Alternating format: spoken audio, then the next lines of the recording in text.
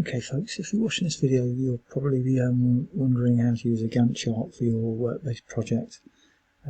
It's a simple tool that you can add into the project. It should be used as a planning tool at the start of the project in order to assess timelines and what it is needs to be done.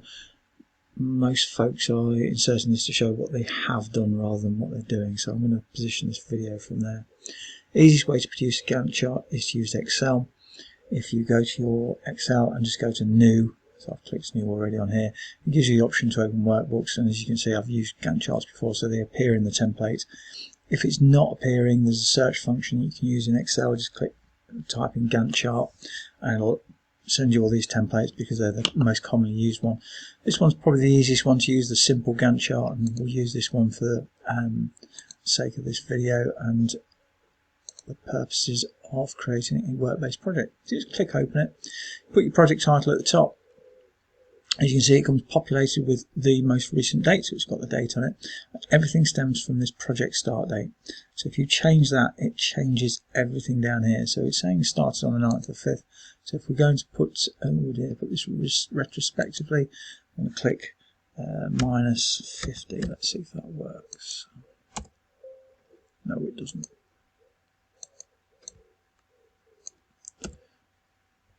Minus 50. There we go, that's worked. So it's taken us back to March, and as you can see, all the other dates have changed with it.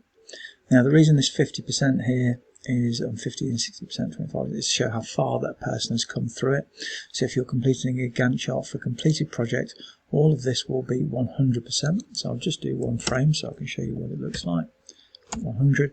There you go, and it's turned that area there into a completion. So it's 100. Put your tasks in. So the task 1 is probably initial project meeting.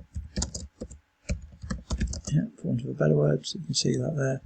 Now that's only going to be a one-day event. So that one, as you can see, goes for the project start date. This one is saying that it's this cell here, E9 plus 3. I'm just going to change that to plus 1 because project meeting, so I'm going to give it 1 day, and it's going to reduce that to a very, very small window there, and then it will show you that the next part of the project will continue from there. So the initial project meeting, maybe task 2 is what should we call this? We'll just call this planning activity. Yeah, keep it nice and simple. Again, it's completed at 100% because we're writing this retrospectively. So put it on 100, so it shows that it's done. And we wouldn't have done the planning activity until we've had the meeting, so we just need to change this date here. So it's not equals F9.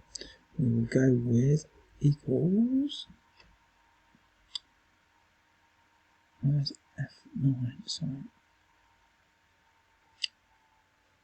F9 plus 1. So we'll take it 1 day after that. There we go. And you can see it's moved it on. So this part of the project took place after that initial meeting.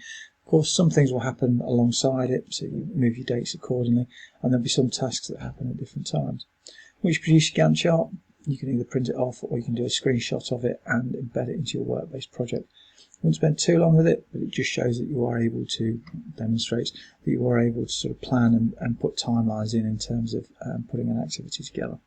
Okay.